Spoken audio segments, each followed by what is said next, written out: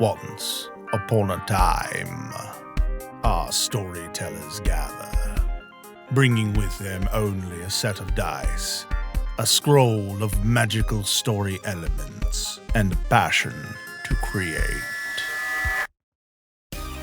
Rolling for genre, setting and time, and character archetype, our storytellers Ethan, Ari, and Nathan weave a tale right before your very eyes. Stay a while and listen as we share our creativity in progress.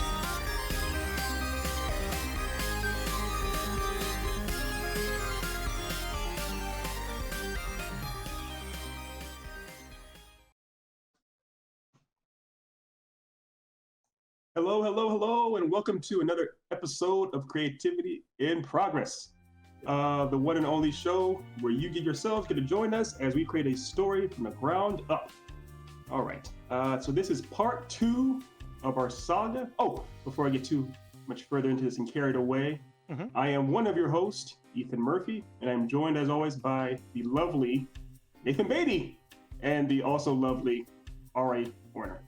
Yes. How are you guys doing today? Good. Yes, very good. You know, as good as can possibly be at this moment in time. Yes. For those of you that don't know, we are in the midst of the zombie apocalypse minus the zombies. Yes, it's which like the zombies make like we're discovering that as shambling as they are, they make things a lot more interesting. Yes. Because We do. That is that. It's freaking boring up in this piece. Like, yeah. That's the one they don't really show in these all these post-apocalyptic shows like Walking Dead or whatnot, or even my comic book Slate Nash. How boring it is when you had to be trapped inside your house with your kids. Oh God, yes. Bathing in sanitizer. It's just bathing sanitizer. Yeah. It's just like Oh God. boy. Oh, I'm gonna take this opportunity just in case anyone is listening. Stop panic buying, you idiots. Please. Have consideration. Thank you for taking that moment to do so. I appreciate Yes. that You're very welcome. much. For those that are listening, yeah. Yes. Speaking of panic buying, this is a horrible segue because it doesn't do with anything that we're talking about. Well, the tradition continues then, apparently. Oh, long live CIP and Nathan Beatty Jr. So, just to do a quick recap on everything from part 1. Also, I guess before we get into that, we didn't come up with an official title for this story. Before we get into things, we should do that real quick. Did we ever come up with the official title for the one before this? We didn't, but I did. I just called it the Mercenary and the Mystic. the Ice Queen or Princess or Queen, something like that. It's in our records. Okay. I mean, the title is kind of. We could spend all episode trying to come up with a title. Agreed. Let's go. Maybe. I mean, I feel like maybe we should save it for after the story. That's what I always do anyway. That's what I do in my life too. Yeah, you're right. And see, that's what happens. Ari's always right. Well, what I titled last week's episode was A Tale of Collegiate Enchantments. So that's okay. That's it. Actually, let's do that. I'm gonna call it that. Yeah, because that's actually really good. That's why it came to mind, because I remember Nate doing that already. Basically, yeah. Good save, Ethan. They don't expect anything. Okay. Awesome. For a second there, I thought you called me Ethan, and I was like, "Wait, what?" No, I was doing the Simpsons where I was talking to myself. My eyes were darting back and forth. I said, "Good, that's a good save, Ethan. They don't expect anything." The guy came with that. For a second there, I can understand another person getting us too mixed up, like the names mixed up, but like having us for ourselves, it's meta in the worst way. We never know. It's been a day. It has. It's been several days. It's been let's say a couple of weeks. Oh, yeah. So okay. Okay. A Tale of Collegiate Enchantments. That is our working title. All right. Okay. Cool deal. All right. Now that we have our working title, I'll go real quick. I'll just do a recap of what we discussed in last week's episode, or part 1 of A Tale of Collegiate Enchantments. The genre we rolled was fantasy. The setting was college or university. The time was the past. Archetype 1 was master/professor. Archetype 2 was mediator. Archetype 3 was performer. And we had our protagonist, which is Al Bomer, which is based off of Aladdin meets Matt Bomer from White Collar. He's a con artist, and he goes to the admissions board of a medieval college, trying to, of course, get in there so he can become a master magician or illusionist or what have you. And while he's doing this, a con artist notices him. And this con artist himself is, of course, a master professor who does all kinds of other things and teaches other stuff, but he himself also has a history with con artistry, so he recognizes game. And her name is Professor Grudge. Professor Grudge kind of tries to entice Al Bomer into becoming her protege, basically. And Al refuses the call in full Joseph Campbell style. And Professor Grudge says, okay, no worries. She lets him go. He goes about his day as he ordinarily would. And he starts to notice that he has a really bizarrely bad luck. Things seem really weird. And after 24 hours, he just suddenly wakes up. And turns out he's standing still right in front of Professor Grudge. And it turns out the entire day was actually just an illusion that Professor Grudge cast upon him. And again, after this, he's extremely infuriated by it, and Al wants to have nothing to do with Professor Grudge. And then upon some further reflection that night, Al comes back the next day and decides to, of course, train with Professor Grudge. Cut to a training montage where Al and the Professor are working together as far as trying to teach him how to do illusions on a much better scale than what he's used to, as opposed to just pulling off cons. And as he's going through this montage, he's, of course, trying to trick Professor Grudge, but can't quite do it. Meanwhile, on the other side of the kingdom or what have you, there's a character known as Mr. Pink. And Mr. Pink is also more or less an illusionist, but he has the abilities to create almost like instant brainwashing, where he can cause people or creatures to do his bidding at will. And he's working with the dragonfolk, more or less, trying to get them to want to become part of the same society with the normies in a way. And we haven't seen exactly what Mr. Pink's grand plan is yet, but we know it can't be too good. The best way to think about Mr. Pink's powers is that he's like the Purple Man in the Marvel comics. All right. And that's more or less where we left off. And we wanted to go with pink and not purple, so that way we weren't completely aping off the character. Anyway. Right. Right. Although we are aping off the Harry Potter character who is pink, but her name isn't pink. Yeah. Oh yeah. Yeah. Well, right. the classic thing of good artists borrow, great artists steal. So steal blatantly. Yes. As you do. As you do. Okay. So we left off trying to start the war between the dragonfolk and the normies. Right. And then, so pretty much we're just kind of finishing up the montage, and then the post montage. So I guess we're getting into at this point, the major conflict needs to be fleshed out and established. Yes. So there was one thing that Arya brought up last week that we we didn't steamroll, but we kind of didn't address as fully, was the idea of what Mr. Pink, more or less, Mr. Pink and Professor Grudge had some kind of relationship or something in the past or whatnot that could kind of tie them. Mm-hmm. I think it was that they may have either been like former classmates when they were back at the university. Seemed the most I really like former classmates. I'd like to skew away from the romance angle, because that's super cliche. Yeah, it's very But of course, it was also a man and a woman. It's very cliche. So I just feel like it's not necessary. Yeah. Right. But them being sort of classmates and like rivals from the very beginning would be interesting. Yes, rivals is a key. Mm-hmm. Yeah. So I'm gonna put that in. I'm gonna lock that in that they're rivals. Mm-hmm. So I think also because what happens, we did talk about last week what the motivation behind Professor Grudge, why she wanted to train Al. And we said basically she recognizes this game and she wants to just have someone around to alleviate some boredom too. But I think another thing could be that because she's aware of Mr. Pink out there, she might be suspicious that he could be doing something too. Well, I think I was gonna say, like, because I remember last week we said that we kind of we didn't want necessarily our master to know that something was going on. I don't know if we want to go with that, because it's, frankly, it's a cliche either way.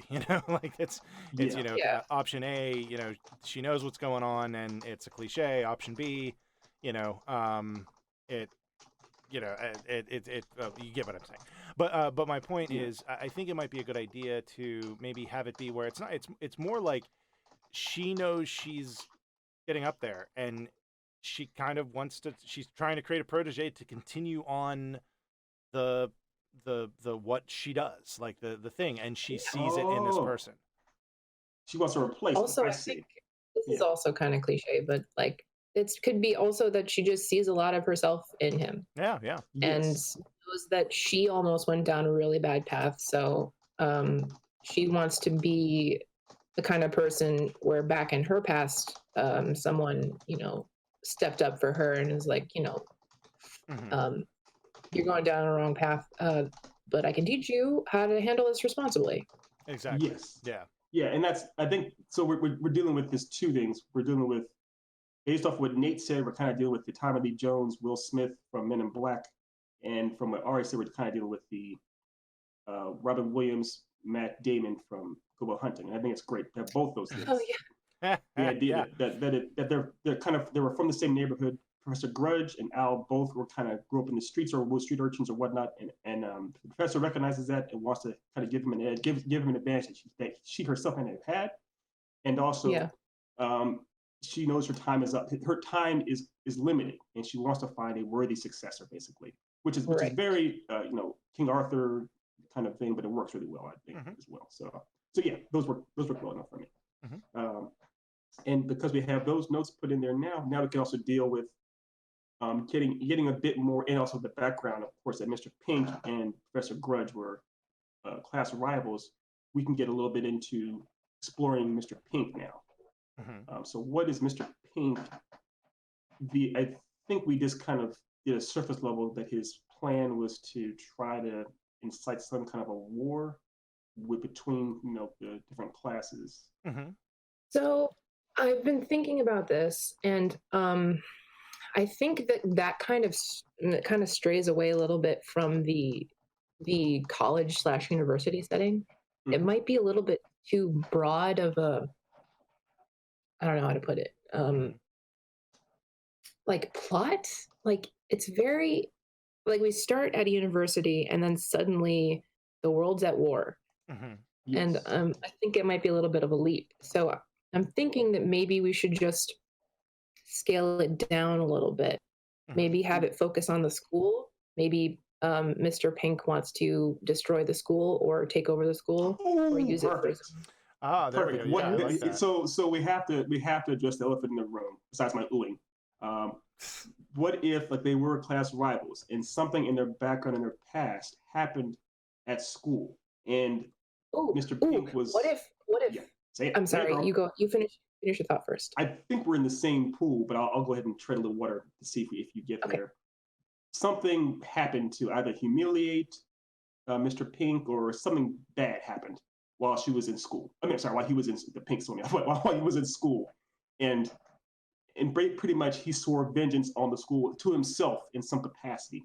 So his plan is to kind of get revenge on the school for what happened. Not even necessarily Professor Grudge, but just the school itself for what happened to him. And his meaning is That's basically what I was thinking. More specifically, I think maybe she was awarded or promoted, or the praise was heaped on her instead of him, because maybe she went through the right channels, or she got that mentor and he never did.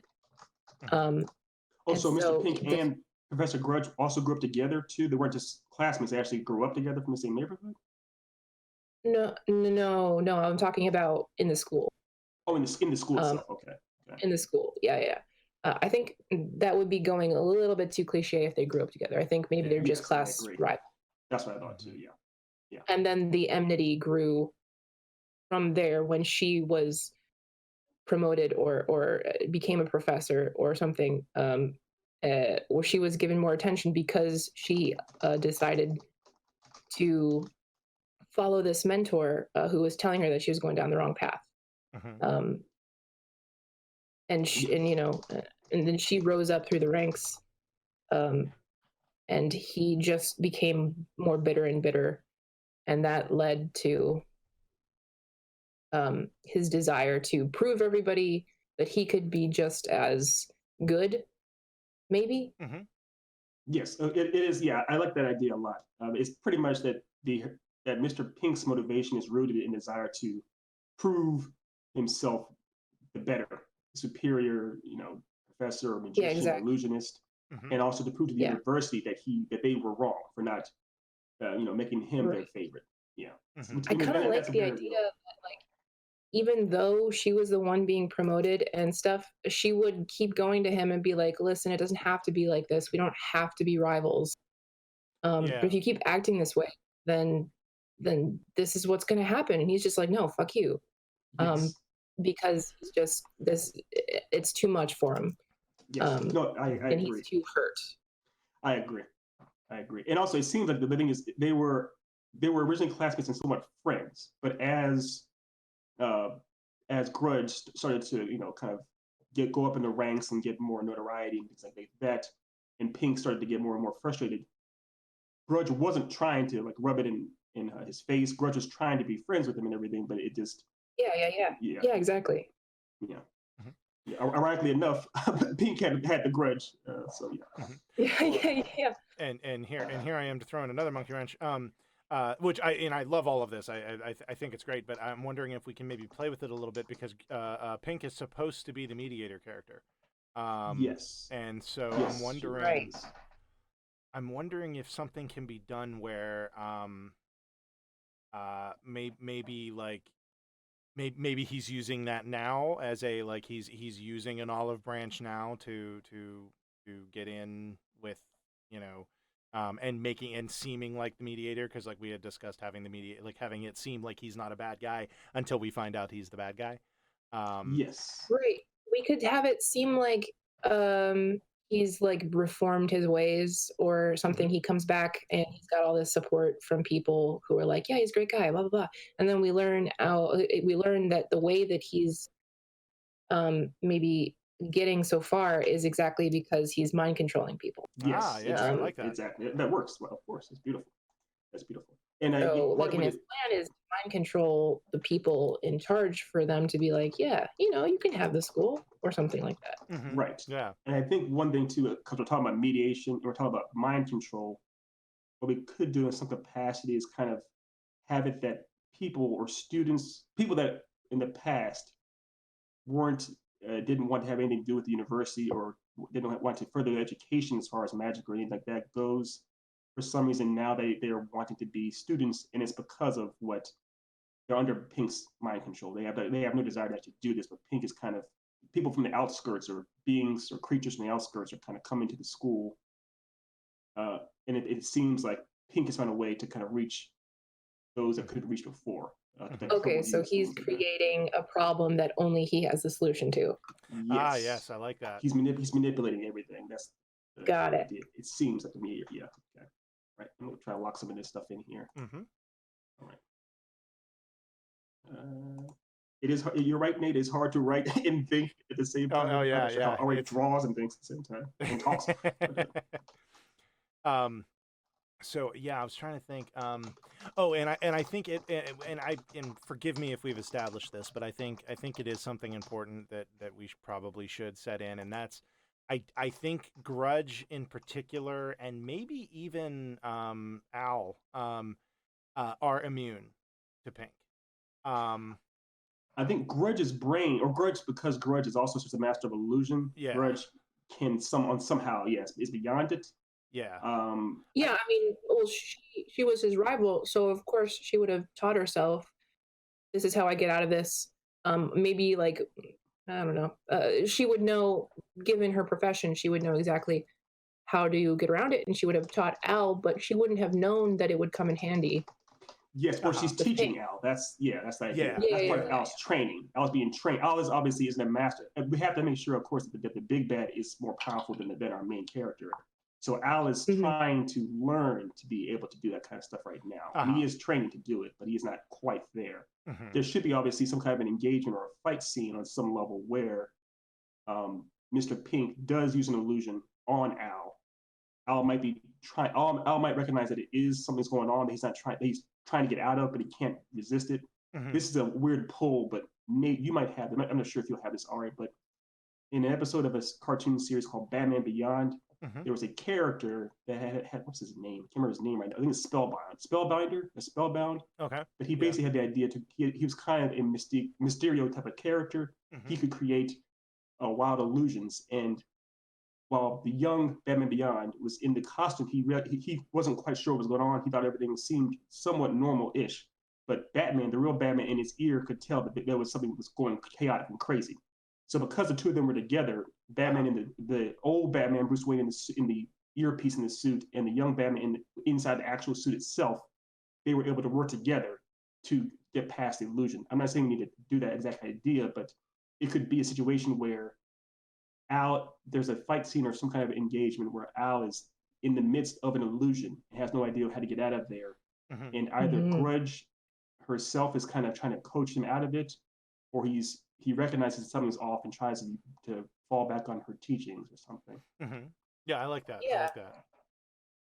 I think that's perfect for like the climax. Yeah, that's probably best for the climax. So I guess the first engagement would be just Al losing to Pink.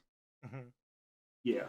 Okay. Yeah, I think. Well, because obviously he's far too powerful, and Al doesn't know quite yet how to handle that. So maybe he goes to Grudge, and Grudge is like finding out what's happening slowly but surely or something. And then she doesn't have time to tell him exactly how to do it, but she gives him like a hint maybe, and then he figures it out. Well, I really like the idea of Al being like the one to discover like oh, Mr. Pink's actually an asshole. Yes. And I think and then I think there's the initial fight then. And then I think we had discussed, and I can't remember what it was.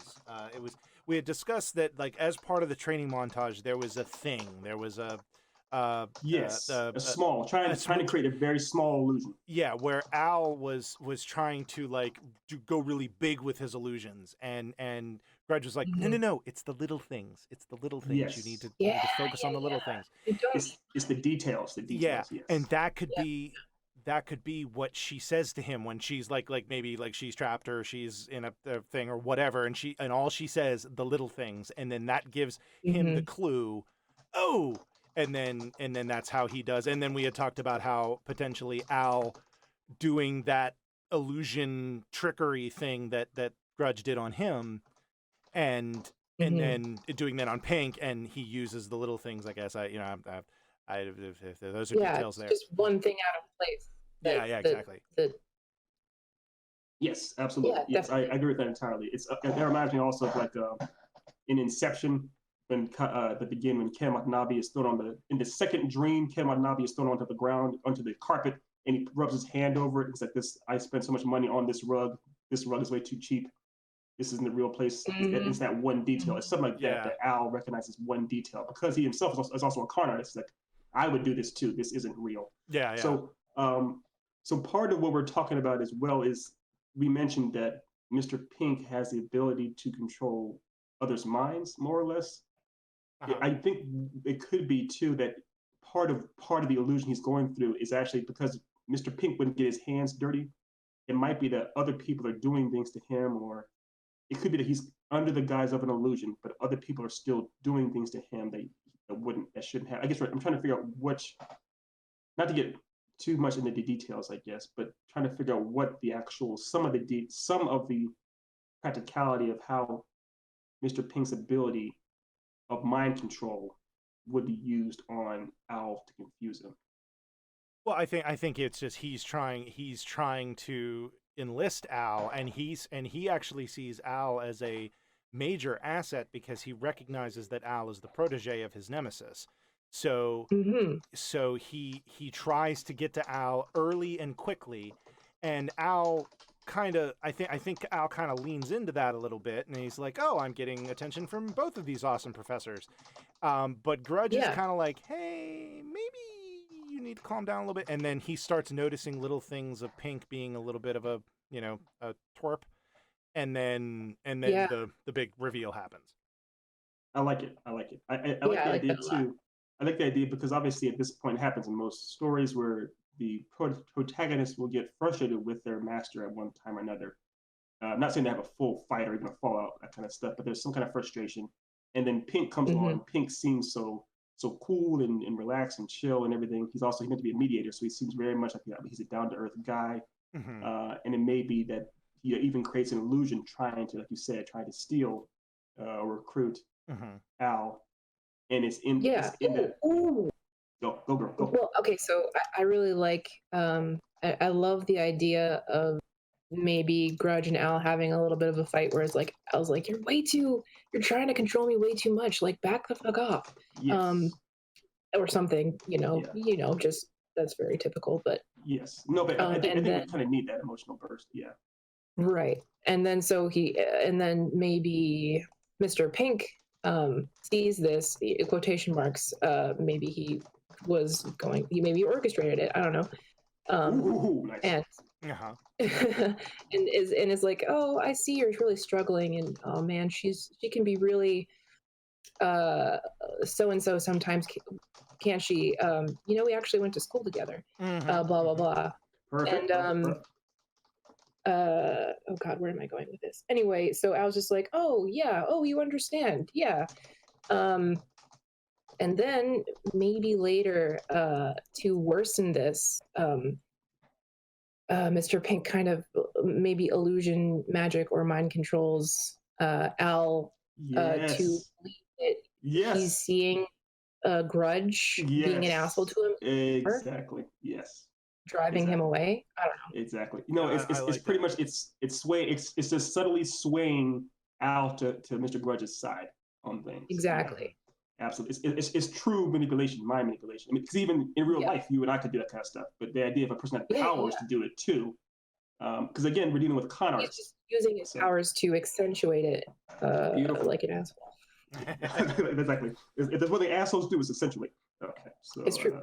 All right. So Mr. Pink, try to lock all that. I'm locking all that in, and trying to figure out how to do it the quickest way. And I had an idea on what could be the thing that tips Al back to Grudge, because I think what happens is that Pink is kind of giddy that he finally gets, he's like, oh, I've got her protege, I'm good, I can make my move. So he speeds up his timeline, not thinking, because bad guys are stupid, and he tries to teach Al some of his mind control magic. And Al knows that that's like really, really bad, and understands that it's like, whoa, this is not cool. And that's what kind of drives him away, to make him realize, like, oh, this guy's beyond the pale. I can't, and then he realizes that it was used on him, and and then so on and so forth.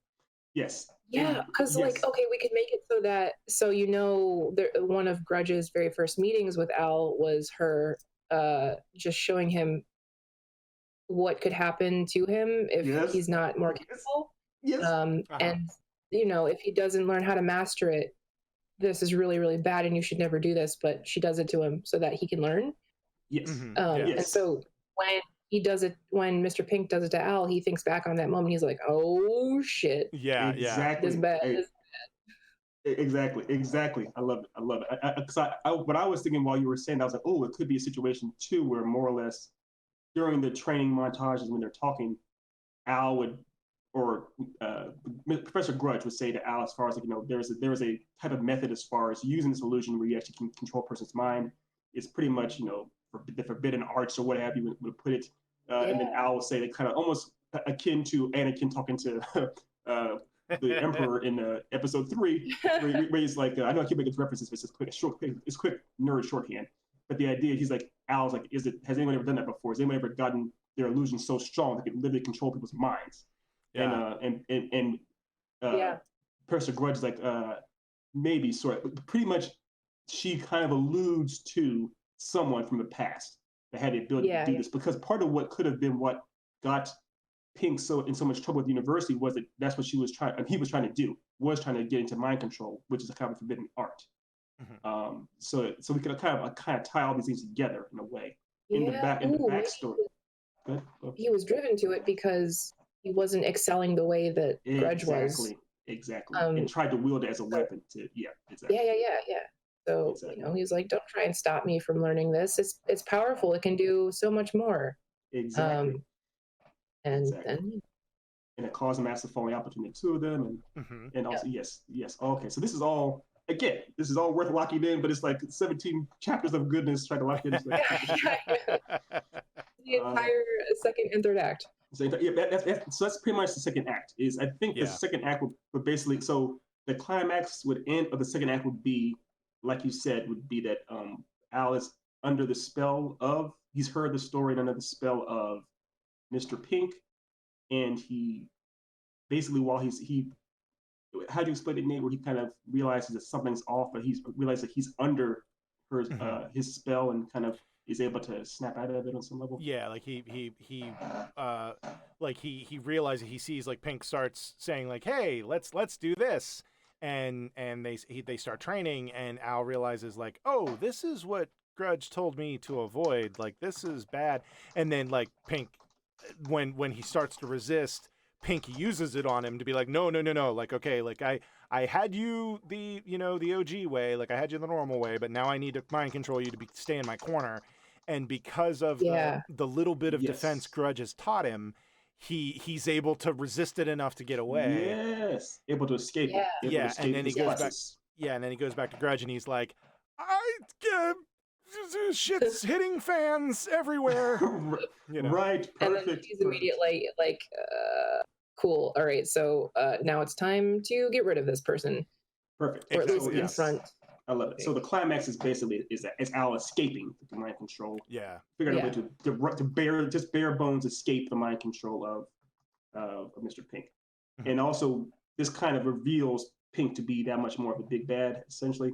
Yeah. And now once this happens, pretty much all the students that Pink has been ushering in, which seems like a big, huge olive branch for the university and all the lower income parts of the kingdom, it does slowly start to dawn on Grudge. She realizes that there could be a reason that if Pink has brought all these people in here, they could be under the same spell to some extent that Al was almost under. Yeah. And I was just thinking of what if, like, the scene where he escapes and maybe he's running down, I don't know, this is very specific, but it's just what came to my mind, so I'm going to say it. He's like running down the hallway of the school, and he keeps running into these new students, and they keep saying things that make him realize that they're under Mr. Pink's control, and he's just getting more and more horrified until finally he finds Grudge. Yes, I agree. Yes, I'm trying to. Okay. On a massive concept level, I agree. Time is on my side. Denzel Washington movie Fallen. The scene where he's going down the street and he keeps seeing people, and it's the demon speaking to him from person to person, and like it's a little kid, then it's an old lady. That's fantastic. That's fantastic. That's fantastic. That scene has stuck with me for years because of how like freaking crazy that is. And I think that's a really cool thing. Like almost like Pink is like part of his control powers is the fact that he essentially is in their brain. So he can see like, oh, okay, he's walking down the hall. And then so he's essentially talking to Al as Al is leaving, like trying to convince him like, no, you need to come back. Yeah, exactly. Like, look how many people are willing to help you. I can help you. Just come back or something like that. Yes, exactly. Yes, but also what this don't does come too, back, I will make you. That's what it is too. It shows the prowess of Mr. Pink. Yeah. That I want you very much. You're highly sought after, but however, I'm a threat. If you do not come back, this is the full extent of my range. Exactly. You can do all this type of thing. Exactly. Yeah. By the way, bonus points to Nate for bringing up referencing Fallen, which is a great movie. Featuring Elias Koteas. I love that movie so much. Hey, man, okay. John Goodman, man. That's geez, I love that movie. John Goodman. Wow, he was. This also made me think of another movie. Not and like you want to talk about a left turn into kooky. So Toy Story 3. So I don't know if either of you have seen that movie. Several times. It's been a while. Yeah, well, the Lux, I think Luxo is the name of the character, who, interestingly enough, is pink. Is yes, he is. He's like through the first part, like when you first meet him and the other characters, like he seems like a pretty cool dude. Now, granted, very quickly he's revealed to be the bad guy once he's on screen, but at the same time, like I think they did a really good job of establishing these characters and making you think like, oh. This is an interesting group of people. I wonder when the bad guy's going to show up. Oh crap, that's the bad guy. Yeah. Wow, that's a twist, you know. Oh, that reminds me of, and you'll get this too, Nate. But Prince Hans. Oh no. Yeah. Hans? Prince Hans. Yeah. Oh, Frozen 1. Yeah. Mm-hmm. Yeah, the original Frozen. I mean, personally, I absolutely love like the bad guy insinuating themselves with the good guys and acting. Mm-hmm. Good and manipulative because I'm just like, oh, that's such a juicy bad guy. Yes, absolutely. So one thing that I'll admit, I'll just confess, was that I was almost seeing Mr. Pink as being like outside the university, then he comes back.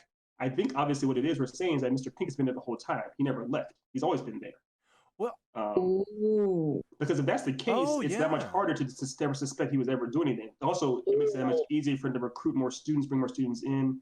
He's been manipulating things for a long time. He's kind of like a high. I really like that, but how does that fit in with? How does that? Because we set up the backstory where he and Grudge have that tension. Well, the idea is more or less it's like being promoted over by someone that you're equal to, essentially. I mean, right. He could still be working there, but in a much lower capacity. What he wanted, to have a huge a tenured professor job. Oh, and he's right. I like that. Yeah. So maybe he's doing a similar job, a related professor position, but he was maybe when he talks to Al, it comes out like, oh yeah, I studied with Grudge and I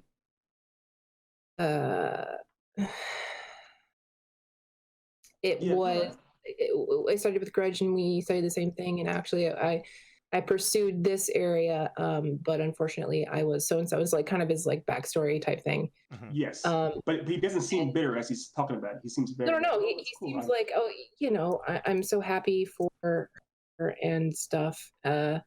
Yes. But it becomes, as he, doing a very bad job at explaining this, but as he continues to speak, still very nice and calm and pleasant, mediatorial, Yes. It comes to light that he maybe did some not so great things to get to his position. Yes. Because I guess the thing is, this isn't a one scene situation. This could be a few scenes, or it's not a full-blown training montage, but Al could be with Pink for a while. We're kind of giving Pink a full character, and also. So I know you don't Harry Potter. I know right where you're going. But I have seen them all though. I have seen them all. But it's like I'm thinking this is like a really messed up bad end version of Professor Lupin. Oh, I thought doesn't he get attacked? He's the werewolf that gets attacked, right? No, well he's a werewolf. So he's the werewolf, but he's like one of the nicest professors that they ever have. Right, but they try to make him look like a bad guy. He's actually. Wait, go ahead. I'm sorry. Go with your point on. I'm sorry. Oh no, that was just the kind of archetype I was thinking of. Maybe perhaps a little bit more suave. I think you, Nate, were probably thinking of more like Snape. Actually, I was thinking of Quirrell. Oh yeah, Quirrell too. So if a mixture of Quirrell and Lupin, deep in. Yeah. Okay. I love it. Because Quirrell was a complete shock. Like it was like he was a sniveling like through the whole thing, and then you find out that Voldemort's on his head. It's like where I think if you do like if we Oh, did in a the mixture, first movie? oh yeah, the first movie, yeah. Oh, okay, yeah. And if we did a mixture of Lupin and Quirrell, where it's instead of him being sniveling, he's actually very nice and very charming Yeah. and all of that, and there's no like I think it would be a neat. Like, apparently, we're really into surprises here, but in our stories, but I think it would be a really cool like. Whoa! To have it be like revealed that like, oh, he's pretty much controlling the entire school. Like it's it's freaking Hydra. Like, you know, he's like freaking Hydra. That's what I was thinking. I was going to say like that a lot. Hydra, and he hasn't. And there's only a couple fresh professors he hasn't gotten to yet, and they haven't realized yet. One of them is Grudge. Yes. Right. Yes. But here's goes back to step number one, where I was saying that what if there was something that Grudge did kind of recognize something was off with the school, didn't know what it was entirely. Right. But maybe that's it. Maybe she had that suspicion. Yeah. Maybe it's been like the slow insinuation. His plan has taken so long over such a long period of time that she just didn't notice. Like, she's always had an eye on him, but he's been really super sneaky, I guess.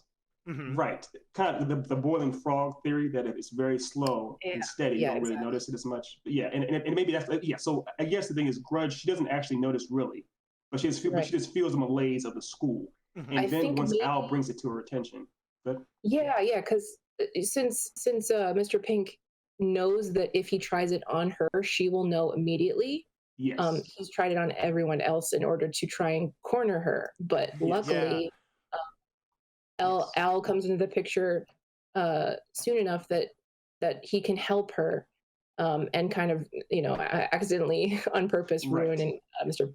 Pink's entire plan. Right, because I do like the idea that it was almost, in a way, it was inadvertent destiny. Al Grudge did not deliberately recruit Al in order to fight Pink, but because Grudge happened to do so, it did end up in the long run helping, but without even knowing it. Yeah, so yeah, I'm about that. Yeah, and I like the idea that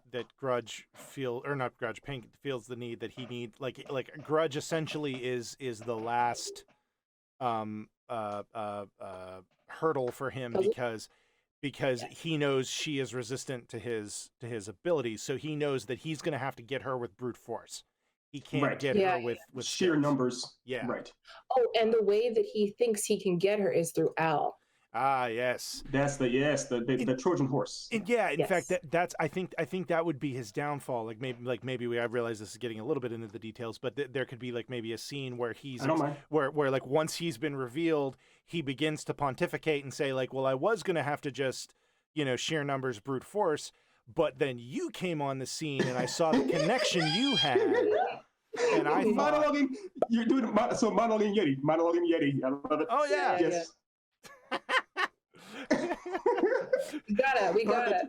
Although I have to say, can we leave it until like after Alice found out? Because the one thing I hate most is when villains like quote unquote accidentally give away their plan. Yes, I think the monologue should be in front of. Yeah, Pink should monologue to basically monologue to Grudge after Pink's pretty much beaten Grudge, I think. Yeah. And then Al is listening and hearing and getting more horrified. Yeah. Right. Yeah. So I think so. Now we're in full blown. I mean, we've been the story's writing itself essentially, literally because I'm not writing it. But I think but now that we're in full blown Act 3. Act 3 opens with Al barely just getting to Grudge, and Grudge is still like, "Oh, it's you again. What do you want to do? Fight some more?" And Al's like, "No, listen to me. Of course, Pink is doing these kind of things," and tells Grudge what's happening, and Grudge pretty much quickly realizes that it's true because it's what she's already suspecting on some level. Yeah. She's felt something was off, what have you. And so Act 3 is a lot about all these like mind-controlled students are uprising under the power of Pink to fight them. So Al's mission is to use his newly found abilities to try and get the brainwashing off of these students in some way, the same way he got it. He was able to figure out how to do it. He has to do it to these students. But the thing is, part of his story is he has to figure out how to do it, because from all the training he had with Grudge, he was never able to fully convince someone that it wasn't real. And he realizes, what I have to do is go real small. So for the first hurdle Al has to pass is he has to go into one student, and he pretty much has to get to the smallest detail, and it fools them. and that's kind of the first test he passes as far as beating somebody. So, Yay. okay, well, I like the idea. I kind of have the okay. So I think the small detail should be saved for Pink. I think that needs to be that hurdle needs to be the final fight with Pink and Al and Grudge. I agree. So and I think actually, and I don't know. I liked where you were going with this, and I don't know if Ari did too. But when you were talking about how like Al needs to figure out how can I essentially cure these students, and I think the being resisting Pink is something that Grudge taught Al early on, and it's still hard to do, but he knows how to do it. So I think that's kind of his job, while Grudge has to do her thing to like, okay, like now we got to get ready for the battle with Pink. And so his job is find as many people, and like, so like obviously he's got to find his friends, so the comic relief and the and this and that, like all the main characters. He has to go and get them back on his side, and then they have to work together to start getting people, so that way at least the battle is a little bit more even, and then we can come back together for the final fight. And I think the final fight is with the little things, like it could be something where like that's how he knows, like he sees a little thing that isn't right, like you were saying with like Watanabe, the carpet, and he realizes he's in an illusion, and that's what takes it to break him out so he can resist it. Or maybe it's a thing where he's creating an illusion, but he's doing it via little things. I don't know how that worked, but that, just those are my I don't think we need to get into the details, but I do like that. Yes, no, the bare bones what you said. I like the idea that Al, even though we haven't mentioned his friends, we'll say he has some friends, and Al's first mission is to try and get his friends back. And pretty much and Grudge could say your first thing is go get your friends to help you, essentially, while I deal with trying to help the masses. And while Grudge is dealing with trying to get the masses under control, then of course Grudge and Pink see each other, and eventually there's going to be a showdown between just the two of them via Dumbledore and what's that guy? Is it what's his face? Ray Fiennes, something like that. Voldemort. Voldemort, that's his name. He who should not be named. He should not be named. But there should be somewhat of a solo showdown between the two of them. We should be working our way up to that for a little while too. And to go full Joseph Campbell, I think it has to be that even though we don't need to necessarily have Grudge die, but Grudge needs to get beaten in some way, either by the masses or by the masses and Pink, or by Pink, whatever it is, needs to get beaten. And then, because Al has to defeat Pink on his own, basically. He can't be defeated. It can't be a 2-on-1 battle. It has to be Al overcoming and defeating Pink. I kind of like, I don't know. I kind of like the idea of Grudge and Al teaming up together to defeat Pink. Because that's not something you often see, the mentor and the mentee teaming up at the end. And I think it would be a nice twist, because it's like teamwork overcomes dumb shit. Right. What if we have articulated too? What if Al creates the illusion of a grudge, and so the illusion and Al are fighting against Pink, and Pink is so happy that he thinks that he's beaten Grudge finally after all these years, and it turns out that's the illusion, and then Al's able to kind of spring the trap. I got an idea. Can I? Yeah. Okay, so what I was thinking is, okay, real fight, Grudge and Al. So both of them actually fighting. Yes. Pink, and then Al and Grudge have a little thing, like they maybe have a code word or something, like banana. Yes. And Grudge disappears, and Al creates a grudge that then Pink is like thing, and then defeats that grudge, the illusion, and then Al jumps over and he's like, kidding, and I like that so much, because only Al knows, being Grudge's mentee, what she can do. Yes. Al knows. The thing is, Al is also the only person that knows both of them pretty well. Al knows both Pink and Grudge really well. Also, Al is a con artist at his heart. That's what he does. Above all else. He's conning Pink. That's the whole point. But he's doing it for good. I love that. So, that's great. Love it. Okay, we have it. All right. None of that's locked in. This will take me another hour and a half, but but we have it, and that's our story. And Al and Grudge will survive this. Pink can survive too. Yes, please. I hate it when all the mentors die. Keep the mentors alive. Yes. No. We're setting up for a sequel. I mean, Harry Potter has 17 books and then another whole series. So yeah, Oh, I think great. both of them can survive. They don't need, and all the students, because they're students too, they need to kill them off. It's a different kind of fight. So Yes. okay. Yeah, we need to. Sorry, All right. Ari, I'm doing what I can to make your art even look like your art is already awesome, but I'm making it even better by just drawing stick figures next to it. So. Thank you.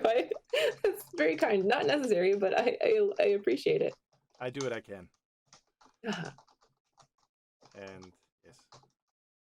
So I'm drawing. And then. Okay. Right on. I'm just finishing up these notes here. I'm giving the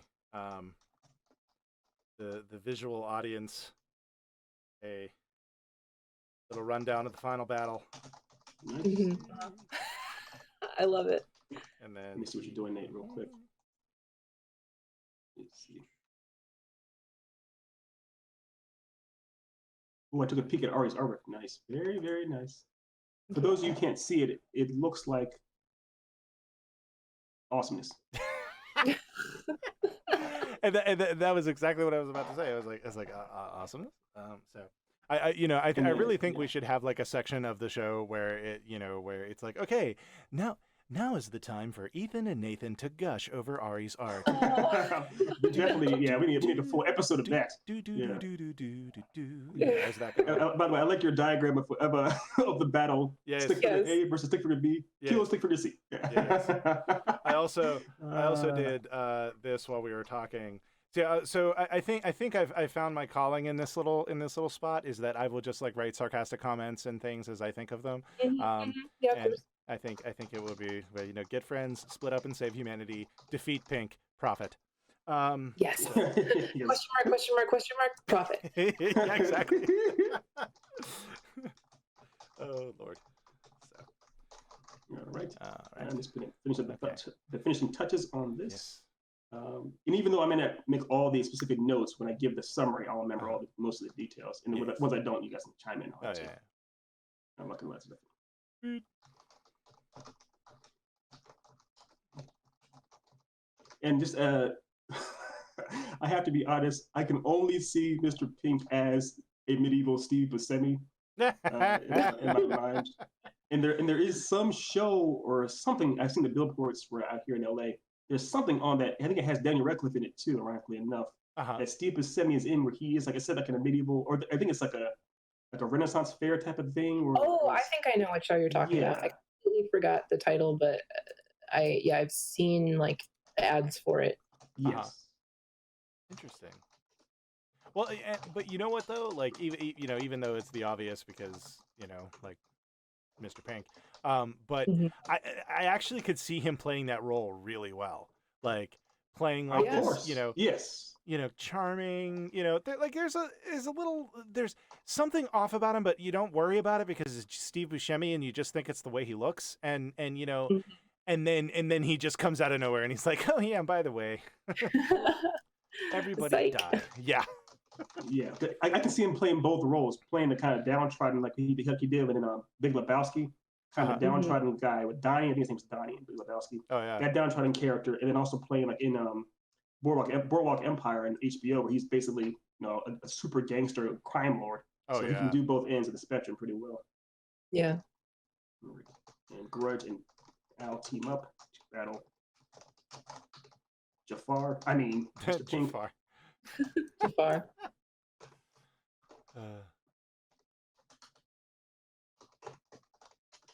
I think we did it. I think we did it, guys. Yeah, I think we did. We did it to him. Yes. All right. We got. So this is story. Okay, so this is officially story number 2. We have finished. Yeah. And I'll give us a quick rundown. Once we have a couple like 6, 5-ish, I don't know. We've got to figure that out. We are going to have the audience vote on which ones they like the most, which then we can do something with. We're still trying to figure out what that something is. But now that we're all stuck in our homes, I know I will have more time in front of this computer. So yes, exactly. Yeah, quarantine. Quarantine's good for writing. Unless you have writer's block. Oh my god. Ooh, that would, yeah. And then Okay. everything is the worst. Yes. Everything's the worst. All It's right. like, oh Pink god. seemingly destroys grudge.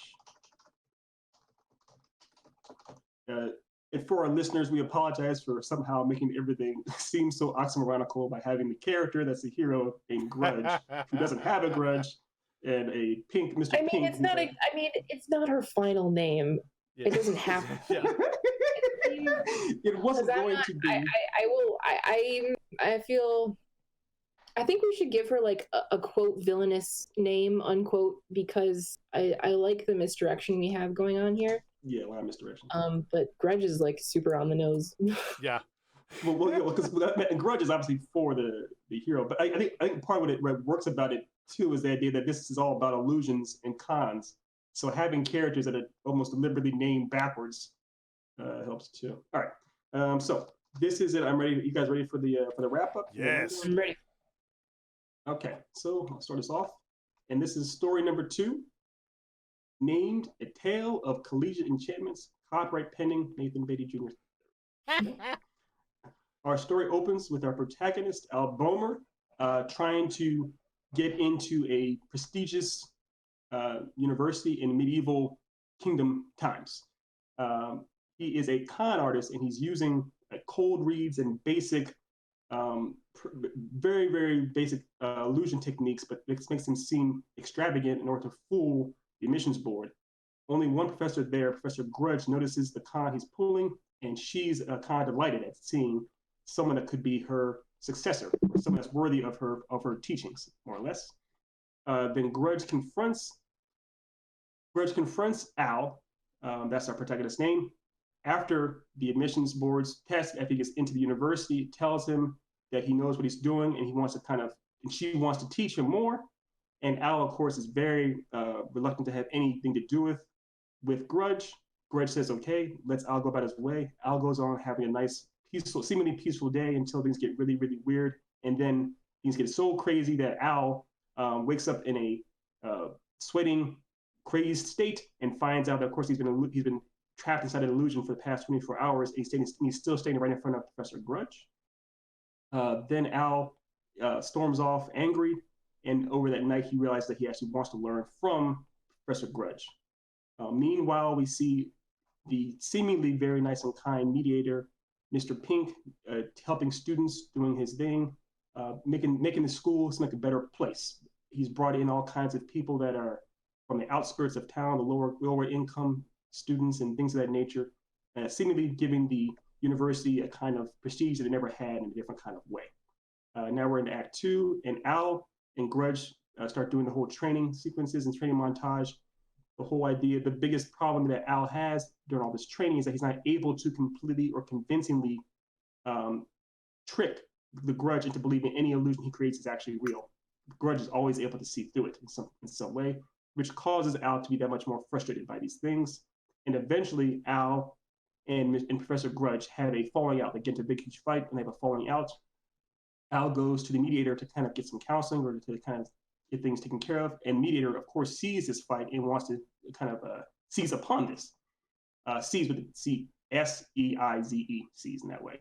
And the mediator, Mr. Pink, tells Al about the backstory, the back history that between Pink and Grudge had when they were both students at the university, how they were friends at first and they had kind of rivalry, and how Grudge exceeded all expectations and went on to have a great prestigious career, while Pink had to kind of settle for having a little bit less. And Al starts to favor Pink's side, sympathizes to his plight, and sees Grudge as kind of bad guy. And as this is going on, Pink is also subtly trying to mind control Al. And Al, before he's completely under the complete spell of Mr. Pink, he's able to snap out of it and he realizes that there's something off, that this is a trick, as Al is feebly trying to escape under the power of Mr. Pink. Mr. Pink sends like a message through all the students just to show his prowess, that he's kind of been controlling so many people for so long that the entire school is basically under his command, under his spell. Al barely gets back to Professor Grudge, and he tells her all about what he's discovered. And Grudge immediately understands that's got to be real because she suspected something's up for a while, but didn't know what. Al and Grudge team up. Grudge sends Al out to go recruit to break the spell off his friends and have them help him break the spell off of several other students in the university. While Grudge is breaking the spell off of other students on her own. And then, of course, Grudge and Mr. Pink square off one-on-one for a while. Then Al backs up. Al eventually gets over to where the Grudge is, and Al and Professor Grudge do a 2-on-1 battle against Mr. Pink in a Ryu Ken versus Bison manner. And it seems like Grudge takes a blow to protect or help Al, and it seems like the Grudge is down. But then all of a sudden, it seems like Al and Grudge are back up and they're fighting again. And while Mr. Pink is focusing all of his attention on Grudge, Al is able to sneak up behind Grudge and basically destroy him because it turns out that Grudge was an illusion for most of the fight anyways. And that is the story. And then everyone lives. Everyone lives. Ever after. And Except Pink. Pink is arrested. Pink isn't happy. Oh, okay. Pink isn't happy. He's Pink isn't happy. Pink lives, but he vows to get vengeance again.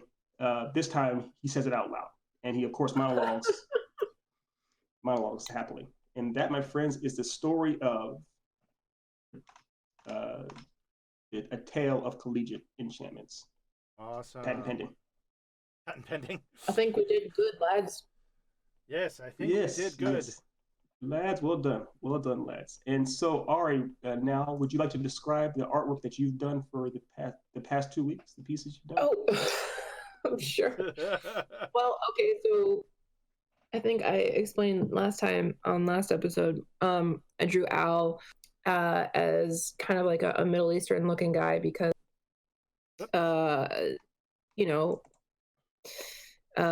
Ethan was like, "Oh yeah, Aladdin." I was like, "Yeah, he's on that character type," and so that's the main character, Al. And as we were trying to flesh out Grudge a little bit, I was kind of like, oh, it'd be really interesting if she was kind of like a Professor Snape type subversion. Ooh, I like that. So I gave her this very dour, dark appearance. Just so that maybe it would throw off the audience a bit, but turns out she's a good guy. Yay! Yes, I love it. I love it. So like a female, you can imagine a female Alan Rickman, which is bizarrely arousing. I'm not gonna lie. It is. I mean, the regular Alan Rickman was already pretty arousing. Of course, mm-hmm. Of course. That beard he had in Die Hard still gets me every day. All right. It's the voice, man. It's the voice. Hey. It is. Oi. Turn to Nate Yiddish. That melts my Haagen-Dazs, let me tell you. Hey. All right. Well, Nate, was there anything you wanted to say as far as final thoughts, or had to wrap us up on this bad boy? Yeah, no, I didn't really have anything to say. I think we done good. That's a great story. I think it's fantastic, and I'm really looking forward. I kind of and just like it was the last time with the last story, it was like I want to take it further, and so I'm kind of hoping that this one wins, but I also hope that the last one wins too. So we'll see. We'll let you all know about the voting. So far, It's only been hits. We can only win. Yes. right. Yes. Exactly. It's the reverse of a Catch-22. You're not. Yes. You're damned. You're damned in the best way if you do, and you're damned in the best way if you don't. Yeah. So yes. All right. Well, I'm gonna go ahead and take us to the last thing, and so I think we're good. Thank you everybody for listening today. Just so that way, the little bit of housekeeping. So the podcast, the audio for this episode is going to drop on Wednesday. The video on demand for subscribers and patrons will be dropping on Wednesday as well, and then it will be available for everybody next Monday.